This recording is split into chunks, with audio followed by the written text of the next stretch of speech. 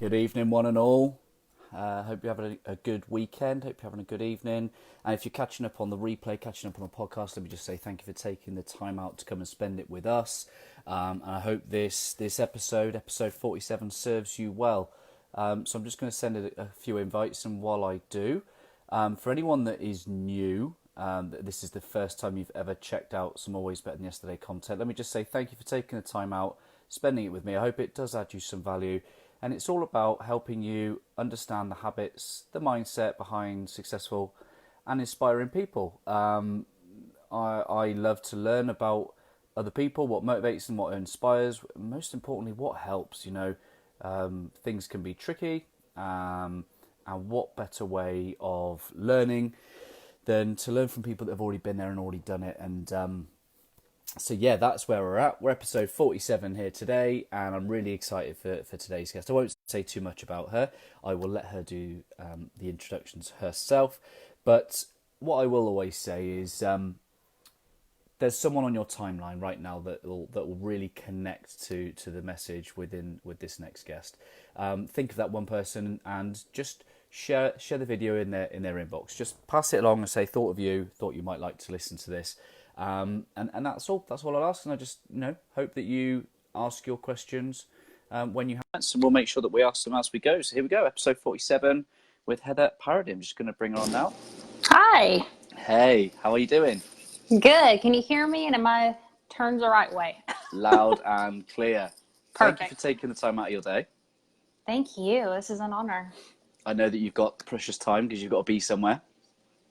You're so flexible and kind. Thank you for being adjustable. It's cool. It's cool. So do me the honor and the privilege of just introducing your good self. Tell us a bit about who you are and what you do. Sure. My name's Heather Parady, and I am first and foremost a mom and a wife, incredible family, and doing this online entrepreneurial thing.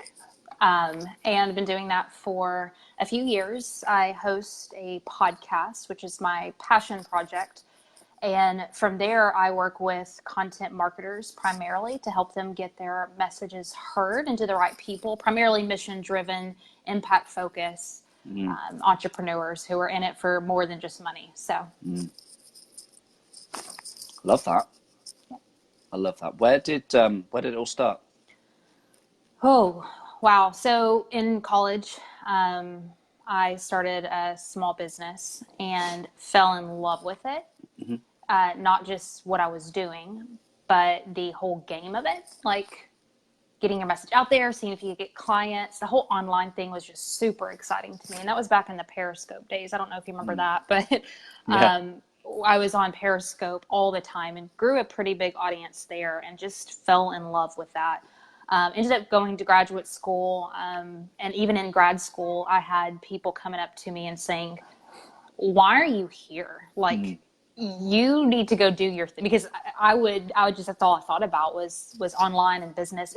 What excited me about it was just the potential it had, because you can, and that's what we talk about in the show. You can start from ground zero, and it's going to be really, really hard. But the online space has opened up the game for anyone. So if you don't have an education, if you are poor, if you, et cetera, whatever it may be, whatever your disadvantage may be, you are on an even playing field. I mean, of course, there are things you're going to have to work through, but I just think the possibility of it is amazing. And then two, I mean, Ryan, would you and I have ever in life seen each other, talked to each other, and now we're in each other's circle. And it's just an incredible platform that I don't think we're taking enough advantage of, and leaders need to really pay attention to say, like, hey, what kind of good can I do in the world through technology? I love that. And that's the thing I kind of find with online tech.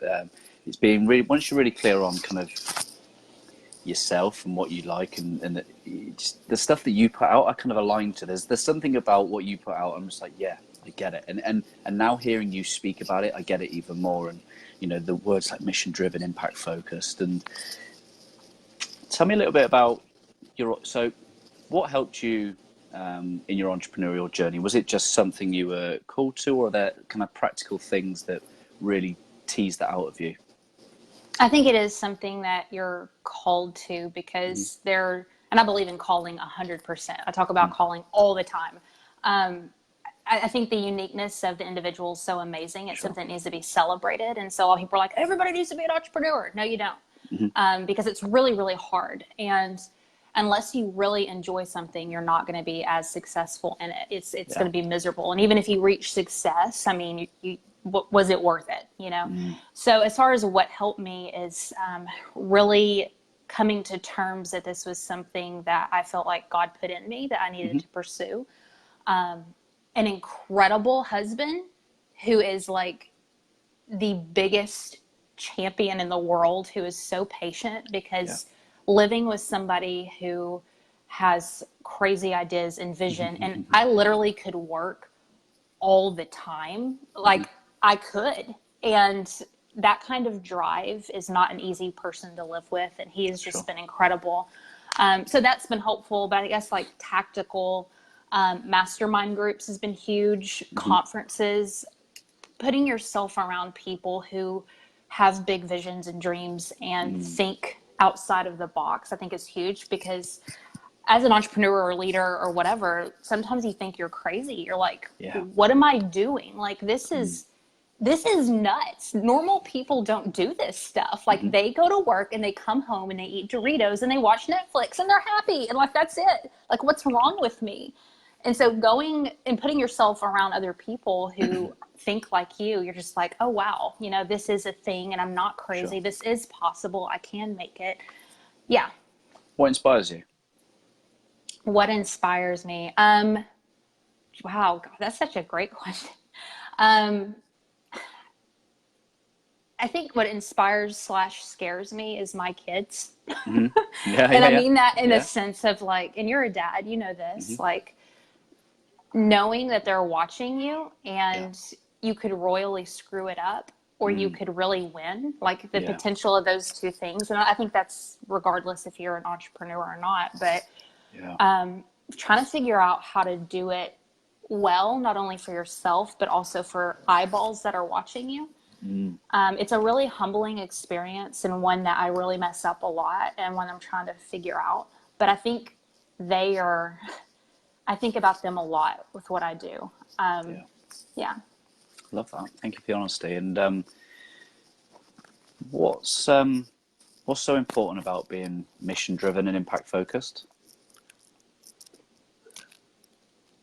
Because at the end, you're not going to regret everything you did.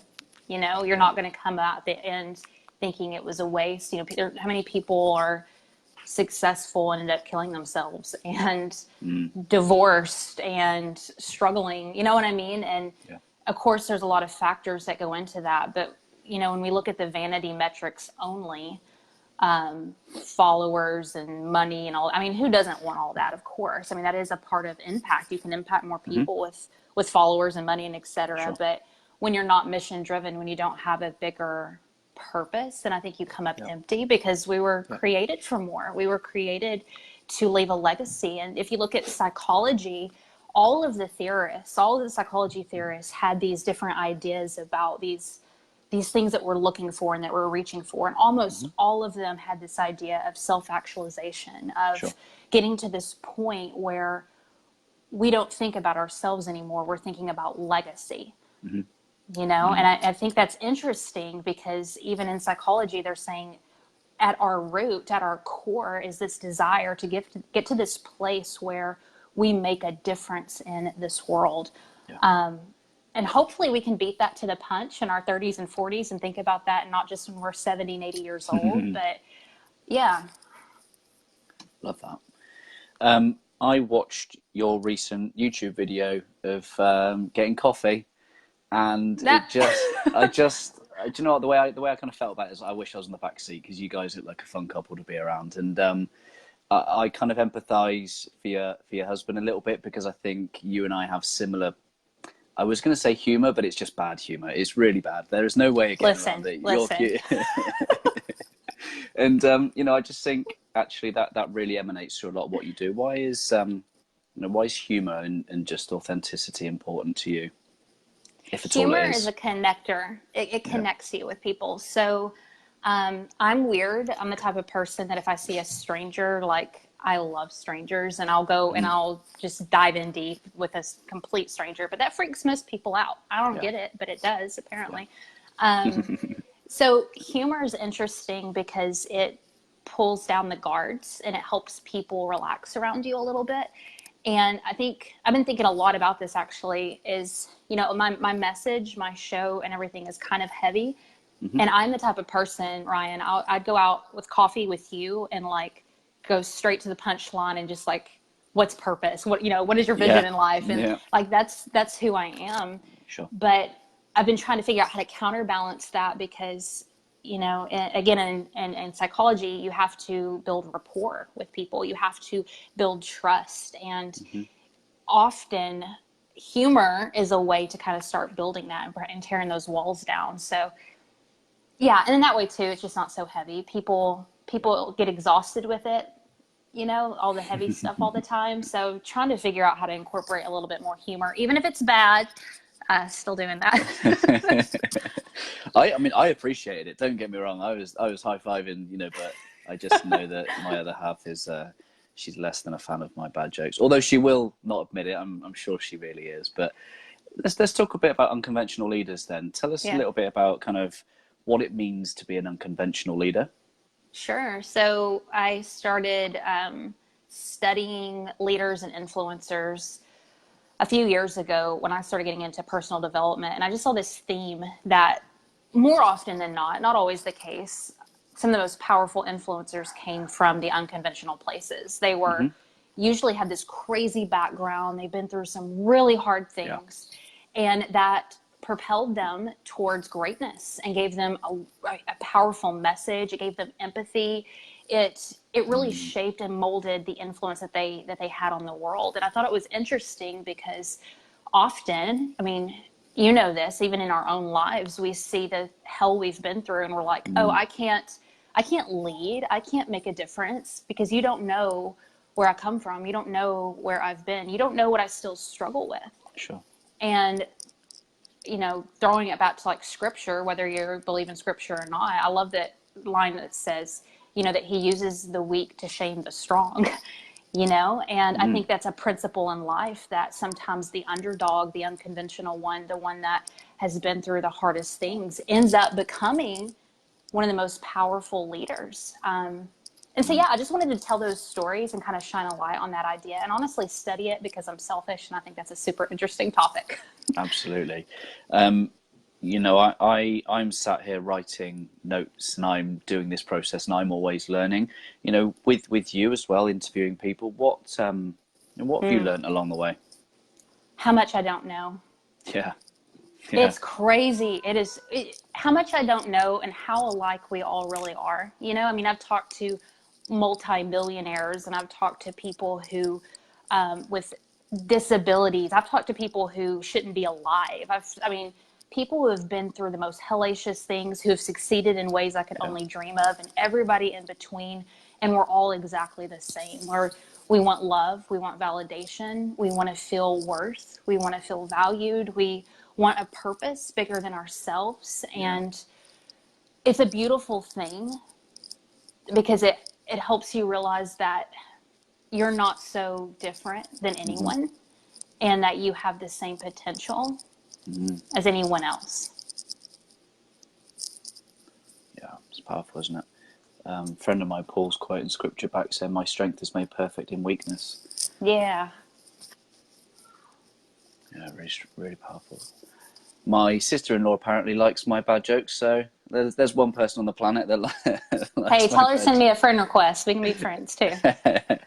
Right, where am I going next with this? So tell us a little bit more about your Unconventional Leaders podcast, your community. What sort of things come up on there, and how are you using that then really to be mission-driven and impact-focused in your own life? Oh, wow. So the community, I really want to, our tagline is step up, use your voice, make an impact. And so through community, through latching arms with one another, it makes us just so much stronger. And I think, again, going back to that point of sometimes you feel kind of lonely. It feels, when you feel called to do things a little bit outside the box, sometimes you just feel bat crazy, and it's a really lonely place because you don't have people to talk to about it. And Sure. sometimes you question yourself. And I think creating a community where people can be like, hey, me too, and talk about some of the harder things, and following your calling is just so important. I want to provide that community, and I also want to provide modeling where, in school we learned so much about how important it is to have a reference point for where we want to go. So if, you know, like my good friend Nathan Todd, incredible human, all of you need to go follow him. He was born with cerebral palsy, and I love his message because he can speak to the disability community in a way that I'll never be able to, because he can say, here's my story, this is what I've been through, and this is my message. And they're like, hey, he is like me, he understands, he's been through XX. And then in flip, like, I can do the same thing, things I've been through that Nathan hasn't been through. And so modeling is really important, to see someone who looks like you and has been through what you've been through, who has the same philosophy. Seeing them step up and use their voice is so important, because you think, hey, if they can, I can. Yeah, I love that. Very powerful. One thing I saw from you recently was about journaling, and I see that's something that you've really built into what you do. Tell us a little bit about journaling and what that kind of gives you. Yeah, gratitude, dude, of like looking back at your life and being like, whoa. Because I don't know about you, sometimes you go through things and you're like, I'm never going to get through this. Like, this is the worst, and you're just like, God, I don't write for about 13, 14 years. I don't remember.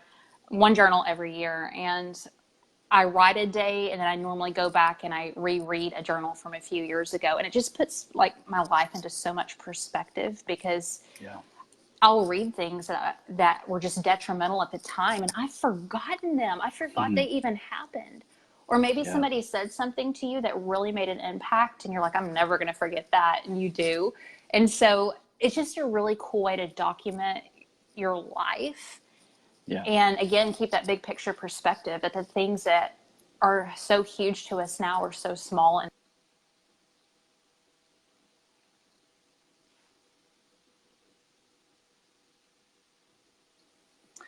Oh no! Does everybody still see me? Let me know. Drop me what's going on.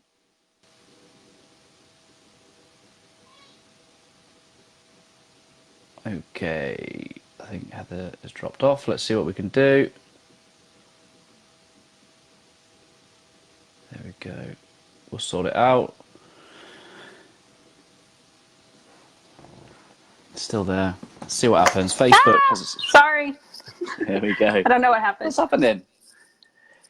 So I think we were just finishing off that kind of the bit around journaling, and one of the kind of things I was, because I think journaling is a topic that's come up with many of my guests, and I think what I'm learning is that there's no right way to journal. It's just what works for you. No. Some people do the 5 minute, in the morning and at night. And what general approach do you take to your journaling? Oh, like the most childish one you could think of. I'm 30. I'll be 33 in a couple of months, and I draw. Sometimes I get bored and I like write on the sides. I'm very childlike in it. It's more of I look at it as a way to kind of throw up on paper, and that's really, really gross, but just as a way of like, I don't want it to be formatted, because I feel like my whole life is formatted. I'm very structured. Sure. I have so much going on. I have a spreadsheet for everything. So my journal is so personal to me, because it's just a place to throw up, what's going on. That. And that's so cool. Yeah, I completely relate to that. What else is, whilst we've been going through this conversation, is there anything that's kind of come to mind in terms of your journey, your growth that's helped you? I think taking a break and going on vacation and traveling. I think that's, I am incredibly driven. It's, again, my husband's very patient. But by nature, I'm a very childlike kind of person. I really like to play. I love putting my hair in a ponytail and going to the zoo and singing Greatest Showman songs. You know what I Yeah. mean? But Yeah. Yeah. sometimes I don't allow space for that because being driven,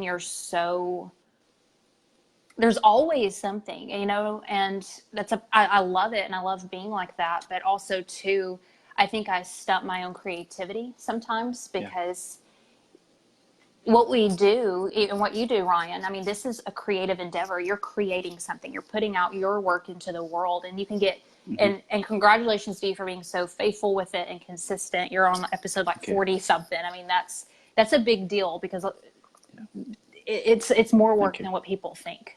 And when you get in that process and that mode, sometimes you're just producing, that you lose a lot of the soul behind why you started and what you wanted to create, because you don't have time to really make it this work of art because you're so focused on getting the kids to bed and editing it and putting it to, you know what I mean? And still seeing your spouse and getting up and doing it all over again. So I'm so imperfect at it. You have no idea. I'm trying to incorporate play and joy into my life a little bit more, even when I don't have time, because I just don't like who I am without it. And I get really, really bored creatively, without doing that. What gives you that level of self-awareness? Have you always known that, or is it something that you've really worked on? Something I've really worked on. Yeah.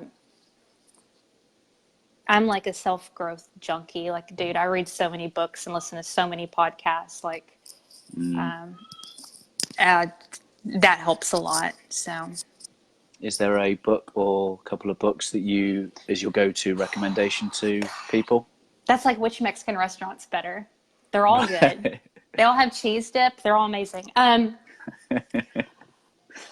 don't know. I've spent several years heavy in entrepreneurial and business books, and lately I've been getting a lot more into spirituality because I've kind of gotten to a point where it's like I feel stuck in all this stuff I know I should do, and I wonder what I'm stuck with. And sometimes I think it's an external thing, like I don't know enough or I don't have the right resources or whatever. But lately I've really been realizing that I'm getting stuck because of a deeper rooted issue of like mindset and my belief system and my heart towards God or the universe or whatever. So I've just really been digging into spirituality a lot lately. I've been reading some Richard Rohr, which has been really good. Gabrielle Bernstein, reading her stuff. I love Seth Godin. He's not spiritual, but I think he puts stuff into a very big picture perspective of that your gifts aren't for you, and it doesn't matter if stuff works or not. Like, if you put out this show and people don't listen or don't watch, like that crushes the producer. But realizing that this is all about you showing up and you doing what you know you're supposed to do, and you've done your part, and like releasing it, that's so hard as a leader and as a creative. So I like his work because it's very philosophical, even though he is a marketer. Yeah, love that. Great answer. Where can people check out your content? Where can people find you? Where can people connect with you? Yeah, so speaking of creative, I'm not. Everything is at Heather Parady. You can find me everywhere except Snapchat because I'm just not that cool. I can't figure that crap out. So at Heather Parady is everywhere. And then you can find Unconventional Leaders on Spotify, iTunes, all the podcasting apps. Love that. And my ethos is all about helping create a world that's always better than yesterday. I'm just curious to know what that phrase sparks in you. Better than yesterday? Yeah. Well, that's a really hard thing because what comes up for me is something that I don't like, but it's something I really need, which is being very focused on the present. And that's so hard for me because I'm a visionary and I'm thinking, what am I going to be when I'm 45 instead of who am I right now at 32? But what you say, better than yesterday, that means that you're really, really grounded and focused on the present moment. and becoming better right now at this small, minute task ahead of you, and not thinking 5 minutes ahead, which is a practice and it's a discipline, and it's one I've got to get better at, because again, it's everything. I think it's a spiritual practice. That's what comes up. That's you probably put it in better words than I could describe for myself, but that I too share that kind of visionary element to my life. And I think the always better than yesterday was the antidote to my procrastination. It was I can see the big picture, but it's not being disciplined enough to do what I need to do today to create the tomorrow. So your answer is very much aligned to a big part of why I created what I did. And this has been an honor and privilege to have you come and spend some time on the interview. I hope that you've enjoyed it. I hope, more importantly, that the one person that needed to kind of hear your message has heard it. And actually, if you're listening to this and you're watching, either you're catching up on replay, if you're catching up on the podcast or on the YouTube, reach out to Heather. First and foremost, reach out to Heather. Let her know how much you've enjoyed the interview. Let her know what specifically has resonated with her. And if you've got any questions, please do ask them, and share that with the one person that you think needs to hear. There is someone in your network. We've all got that one person that needs to hear what Heather shared this evening. So please do share that. And Heather, if I can just ask, please leave us with a final thought from yourself. Yeah.